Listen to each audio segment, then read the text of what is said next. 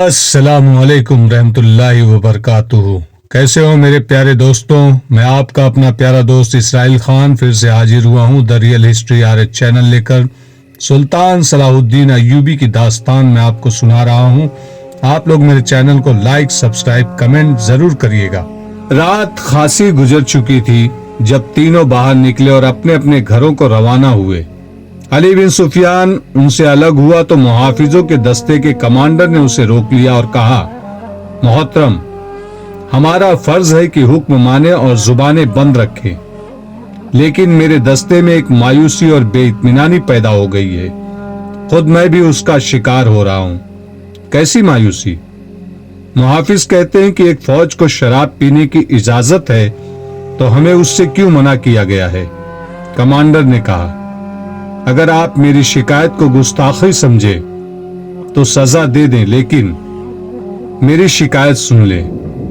ہم اپنے امیر کو خدا کا برگزیدہ انسان سمجھتے ہیں اور اس پر دل و جان سے فدا تھے، مگر رات اس کے خیمے میں ایک رقاصہ گئی تھی۔ علی بن سفیان نے اس کی بات پوری کرتے ہوئے کہا، تم نے کوئی گستاخی نہیں کی۔ گناہ امیر کرے یا غلام، سزا میں کوئی فرق نہیں۔ گناہ بہرحال گناہ ہے۔ میں تمہیں یقین دلاتا ہوں کہ رقاصہ اور امیر مصر کی خفیہ ملاقات کے ساتھ گناہ کا کوئی تعلق نہیں تھا۔ یہ کیا تھا؟ ابھی نہیں بتاؤں گا۔ آہستہ آہستہ وقت گزرنے کے ساتھ ساتھ تم سب کو معلوم ہو جائے گا کہ رات کیا ہوا تھا۔ اس نے کمانڈر کے کندھے پر ہاتھ رکھ کر کہا، میری بات غور سے سنو۔ عامر بن صالح، تم پرانے عسکری ہو، اچھی طرح جانتے ہو کہ فوج اور فوج کے سربراہوں کے کچھ راز ہوتے ہیں جن کی حفاظت ہم سب کا فرض ہے۔ رقاصہ کا امیر مصر کے خیمے میں جانا بھی ایک راز ہے۔ اپنے جابازوں کو کسی شک میں نہ پڑنے دو اور کسی سے ذکر تک نہ ہو کہ رات کیا ہوا تھا۔ علی بن سفیان کی قابلیت اور کارناموں سے یہ کمانڈر آگاہ تھا، مطمئن ہو گیا اور اس نے اپنے دستے کے شکوک رفع کر دیے۔ اگلے روز صلاح الدین دوپہر کا کھانا کھا رہا تھا کہ اسے اطلاع دی گئی کہ ناجی ملنے آیا ہے۔ صلاح الدین ایوبی کھانے سے فارغ ہو کر ناجی سے ملا۔ ناجی کا چہرہ بتا رہا تھا کہ گھبرایا ہوا ہے اور غصے میں بھی ہے۔ اس نے ہکلانے کے سے لہجے میں کہا، قابل صد احترام امیر، کیا یہ حکم آپ نے جاری کیا ہے کہ سوڈانی محافظ فوج کی 50,000 نفری مصر کی اس فوج میں مدغم کر دی جائے جو حال ہی میں تیار ہوئی ہے؟ ہاں ناجی، صلاح الدین ایوبی نے تحمل سے جواب دیا۔ میں نے کل سارا دن اور رات کا کچھ حصہ صرف کر کے اور بڑی گہری سوچ بچار کے بعد یہ فیصلہ تحریر کیا ہے کہ جس فوج کے تم سالار ہو اسے مصر کی فوج میں اس طرح مدغم کر دیا جائے کہ ہر دستے میں سوڈانیوں کی نفری صرف 10% ہو، اور تمہیں یہ حکم بھی مل چکا ہوگا کہ تم اب اس فوج کے سالار نہیں ہوگے، تم فوج کے مرکزی دفتر میں آ جاؤ گے۔ خالی مقام، ناجی نے کہا، مجھے کس جرم کی سزا دی جا رہی ہے؟ اگر تمہیں یہ فیصلہ پسند نہیں تو فوج سے الگ ہو جاؤ، صلاح الدین ایوبی نے کہا۔ معلوم ہوتا ہے میرے خلاف سازش کی گئی ہے، ناجی نے کہا۔ آپ کے بلند دماغ اور گہری نظر کو چھان بین کر لینی چاہیے۔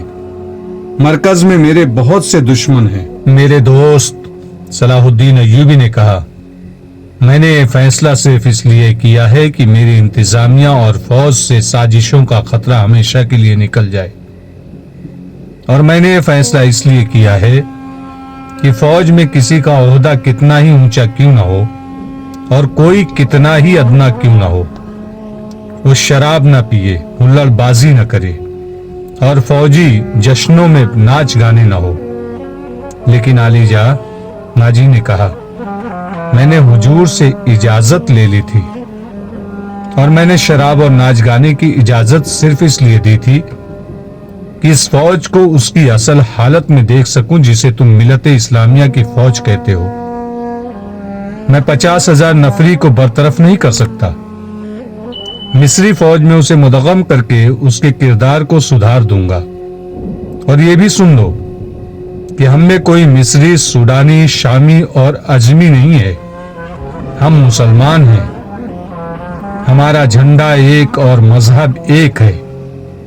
امیر عالی مرتبط نے یہ تو سوچا ہوتا کہ میری حیثیت کیا رہ جائے گی جس کے تم اہل ہو، صلاح الدین ایوبی نے کہا۔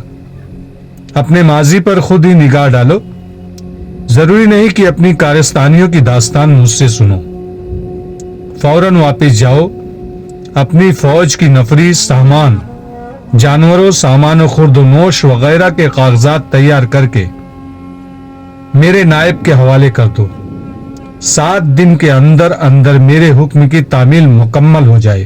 ناجی کچھ کہنا چاہتا تھا لیکن صلاح الدین ایوبی ملاقات کے کمرے سے نکل گئے۔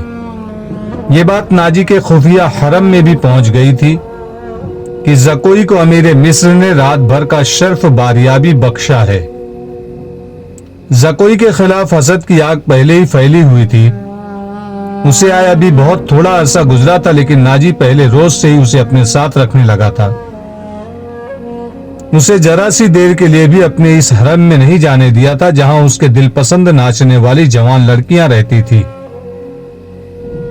زکوئی کو اس نے الگ کمرہ دیا تھا، انہیں یہ تو معلوم نہ تھا کہ ناجی اسے صلاح الدین ایوبی کو موم کرنے کی ٹریننگ دے رہا ہے اور وہ کسی بہت بڑے تخریبی منصوبے پر کام کر رہا ہے۔ یہ رقاصائیں یہ دیکھ کر جل بھن گئی تھی کہ زکوئی نے ناجی پر قبضہ کر لیا ہے اور اس کے دل میں ان کے خلاف نفرت پیدا کر دی ہے۔ حرم کی 2 لڑکیاں زکوئی کو ٹھکانے لگانے کی سوچتی رہتی تھی، اب انہوں نے دیکھا کہ زکوئی کو امیر مصر نے بھی اتنا پسند کیا ہے کہ اسے رات بھر اپنے خیمے میں رکھا ہے تو وہ پاگل سی ہو گئی۔ اسے ٹھکانے لگانے کا واحد طریقہ قتل تھا۔ قتل کے 2 ہی طریقے ہو سکتے تھے، زہر یا کرائے کا قاتل جو اسے سوتے میں قتل کرائے۔ دونوں طریقے ممکن نہیں تھے کیونکہ زکوئی باہر نہیں نکلتی تھی اور زہر دینے کے لیے اس تک رسائی نہیں ہو سکتی تھی۔ ان دونوں نے حرم کی سب سے زیادہ چالاک ملازمہ کو اعتماد میں لے رکھا تھا، اسے انعام و اکرام دیتی رہتی تھی۔ جب حسد کی انتہا نے ان کی آنکھوں میں خون اتار دیا تو انہوں نے اس ملازمہ کو منہ مانگے انعام کا لالچ دے کر اپنا مدعا بیان کیا۔ یہ ملازمہ بڑی خراٹ اور مجھی ہوئی عورت تھی۔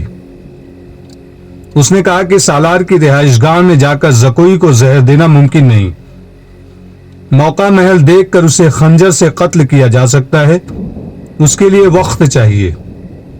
اس نے وعدہ کیا کہ وہ زکوئی کی نقل و حرکت پر نظر رکھے گی، ہو سکتا ہے کوئی موقع جلدی نکل آئے۔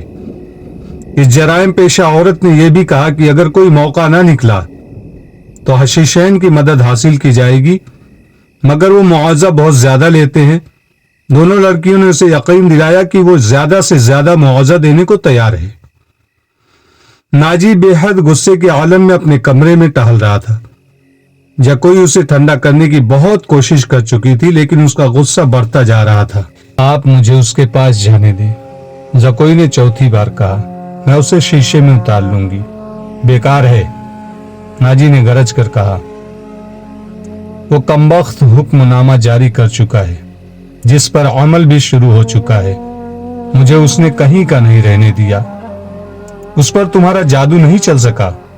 مجھے معلوم ہے کہ میرے خلاف یہ سازش کرنے والے لوگ کون ہیں، وہ میری ابھرتی ہوئی حیثیت سے حسد کرتے ہیں۔ میں امیر مصر بننے والا تھا، میں نے یہاں کے حکمرانوں پر حکومت کی ہے، حالانکہ میں معمولی سا سالار تھا، اب میں سالار بھی نہیں رہا۔ اس نے دربان کو اندر بلا کر کہا کہ اوروش کو بلا لائے۔ اس کا ہمراز اور نائب اوروش آیا تو ناجی نے اس کے ساتھ بھی اسی موضوع پر بات کی، اسے وہ کوئی نئی خبر نہیں سنا رہا تھا۔ اوروش کے ساتھ وہ صلاح الدین ایوبی کے نئے حکم نامے پر تفصیلی تبادلہ خیالات کر چکا تھا، مگر دونوں اس کے خلاف کوئی کارروائی سوچ نہیں سکے تھے۔ اب اس کے دماغ میں ایک کارروائی آ گئی تھی۔ اس نے اوروش سے کہا، میں نے جوابی کارروائی سوچ لی ہے۔ کیا؟ بغاوت، ناجی نے کہا۔ اوروش چپ چاپ اسے دیکھتا رہا۔